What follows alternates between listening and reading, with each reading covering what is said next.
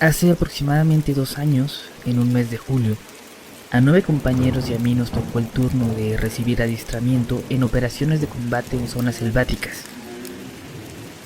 En esa ocasión, nuestra unidad fue transportada a una selva ubicada muy cerca de la reserva de la biosfera de los Tuxtlas. El lugar está entre una laguna llamada Mahahual y el volcán San Martín, una zona de difícil acceso por tierra. No hay caminos ni de terracería, por lo que mi unidad fue transportada por medio de helicópteros de transporte tipo Sikorsky desde la base naval de Veracruz hasta el lugar de entrenamiento antes mencionado. El ejercicio consistía en que mi unidad se entrenara en operaciones de búsqueda y combate de células delincuenciales y de narcotráfico en zonas selváticas, utilizando solo indicaciones recibidas por radio desde un buque de operaciones de asalto anfibio ubicado en la costa cerca de una playa que se llama Punta Roca Partida. Vale la pena mencionar que todos íbamos equipados con todo lo necesario para el entrenamiento, incluidos fusiles de asalto, pistolas, granadas de fragmentación, etc. Todo nuestro equipo de campaña, equipo óptico, electrónico, de visión nocturna y de comunicaciones. En la primera noche de entrenamiento, aproximadamente a las 11, comenzaron a suceder cosas muy raras e inexplicables alrededor de nuestro campamento. Nuestros sensores de movimiento a nivel de piso y otros instalados en los árboles que rodeaban nuestro campamento comenzaron a registrar errores y a lanzar alertas sobre algo o alguien que estaba dentro del perímetro de seguridad del campamento. Este perímetro de seguridad es una zona que se vigila por medio de sensores y es el área a la redonda más lejana del campamento base. También recuerdo algo que nos extrañó mucho. Fue que empezamos a sentir un descenso drástico de la temperatura. Algo muy raro en la selva y mucho más en verano. Empezamos también a percibir olores nauseabundos, similares a huevo podrido o a caño.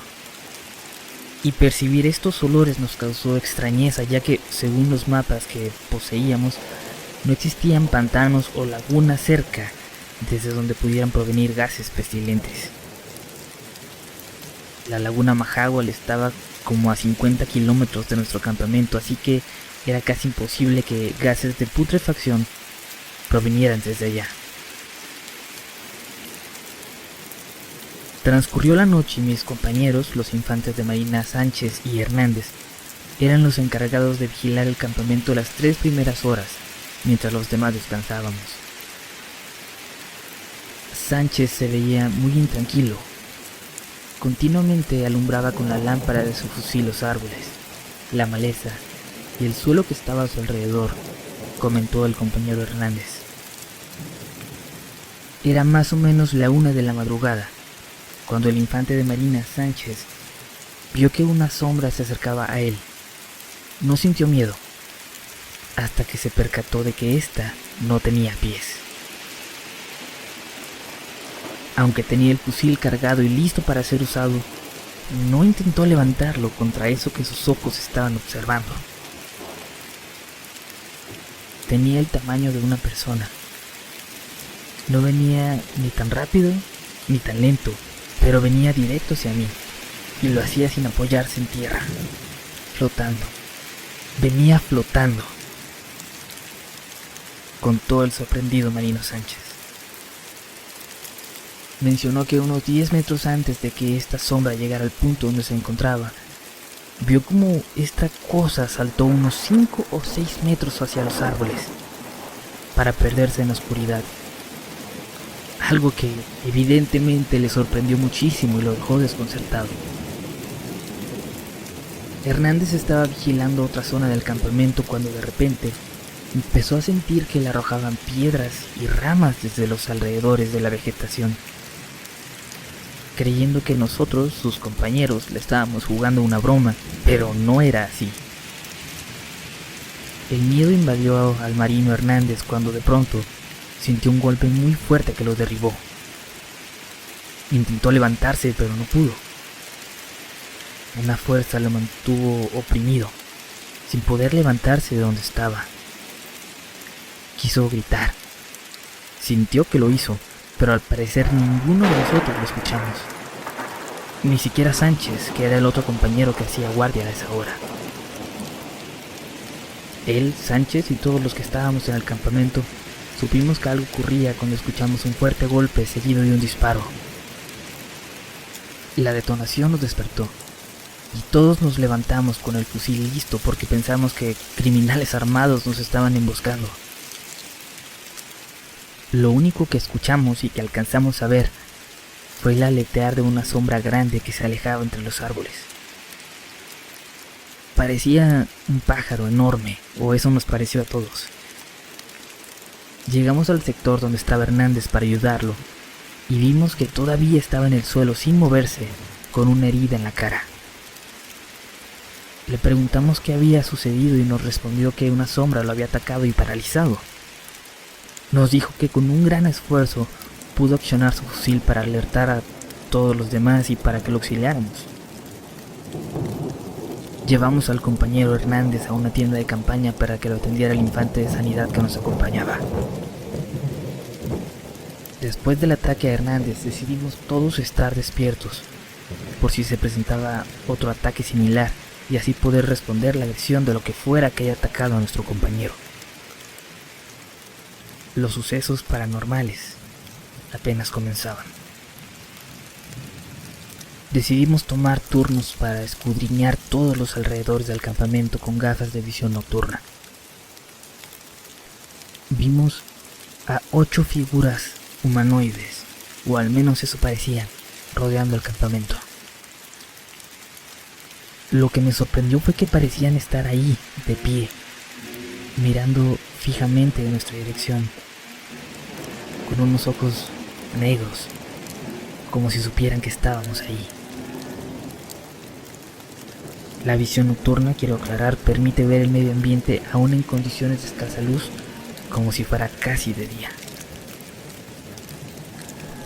Estaba muy oscuro, no había luz de luna, así que no había forma alguna de que supieran que estábamos ahí, a menos que ellos tuvieran también algún tipo de tecnología de visión nocturna o infrarroja. Un compañero corrió a alertar al comandante de la unidad que estábamos rodeados por esta gente extraña no identificada, mientras que yo y otros 2 compañeros, al ver que habían penetrado dentro del perímetro de seguridad de nuestro campamento en donde podíamos usar fuerza letal, abrimos fuego. Les vaciamos a esas siluetas todo el cargador de nuestros fusiles. Quisimos comprobar que habíamos dado en el blanco y nuevamente utilizando visión nocturna, revisamos el lugar hacia donde habíamos disparado. No vimos nada de esas siluetas. Pensando que habían huido, entonces decidimos agruparnos con los demás compañeros, cuando de pronto escuchamos que nos llaman por radio otros compañeros solicitando que los apoyáramos, debido a que estaban viendo sombras que se movían entre los árboles amenazadoramente. Llegamos y efectivamente pudimos ver entre la oscuridad que los árboles se movían de una forma que parecía que los estuvieran agitando con alguna fuerza descomunal. Decidimos agruparnos todos en el centro del campamento y permanecer juntos para enfrentar la amenaza. Empezamos a sentir mucho miedo de estarnos enfrentando a entes, la verdad, o fuerzas oscuras que no entendíamos y no sabíamos combatir.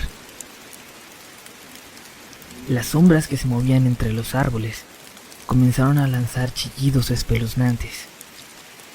Eso nos hizo sentir un escalofrío terrible y cundió el pánico entre nosotros. Con las gafas de visión nocturna encontramos que eran ya alrededor de 20 siluetas de forma humanoide que se encontraban en el suelo y en los árboles rodeándonos y mirándonos fijamente con esos ojos negros aterradores. Uno de mis compañeros empezó a gritar que eran demonios, que debíamos largarnos de ahí. Y de repente, dos de estos entes comenzaron a moverse muy rápido hacia nosotros. Mis compañeros y yo no dudamos y comenzamos a disparar. Sin mentirles, les disparamos una ronda como de 100 tiros a esas cosas. Pero los disparos solo hicieron que estos entes detuvieran su movimiento y saltaran hacia los árboles para reunirse con los otros que continuaban observándonos. Todos nosotros estábamos temerosos y desconcertados. No sabíamos cómo pelear contra estas cosas, contra estos entes demoníacos que nos estaban hostigando y atacando. Estábamos rodeados y en medio de la selva. No existía ninguna población cerca para donde huir. Solo teníamos dos opciones. Una era resistir el ataque y embate de estos entes como pudiéramos, o pedir apoyo por radio al buque de la costa y solicitar urgentemente que fuera un helicóptero a sacarnos de ese lugar. Vi mi reloj. Eran las 4:30 de la mañana. Si podíamos resistir una hora más, comenzaría a amanecer y con toda seguridad esas cosas regresarían al lugar desde donde salieron. Las sombras seguían observándonos fijamente, con esos ojos demoníacos y una sonrisa macabra, lanzando aullidos grotescos que hacían sentir escalofríos hasta el más valiente de nosotros. El compañero Cabo Ortiz, encargado de la radio, en un ataque de pánico solicitó apoyo de un helicóptero al buque de operaciones navales que se encontraba en la costa, como a 100 kilómetros de distancia. Pero no obtuvo respuesta. Era como si una interferencia electromagnética impidiera la transmisión. Sabíamos entonces que no teníamos comunicación por radio. Estábamos aislados de nuestra base. Uno de nuestros compañeros, con conocimientos de santería y magia blanca, nos gritó a todos que teníamos que cruzar las balas. Con un cuchillo marcar las ojivas de los cartuchos con una cruz.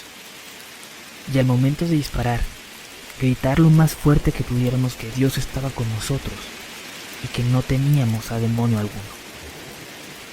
Y era tanto nuestro temor que decidimos probar ese recurso con tal de librarnos de esos demonios que nos hostigaban.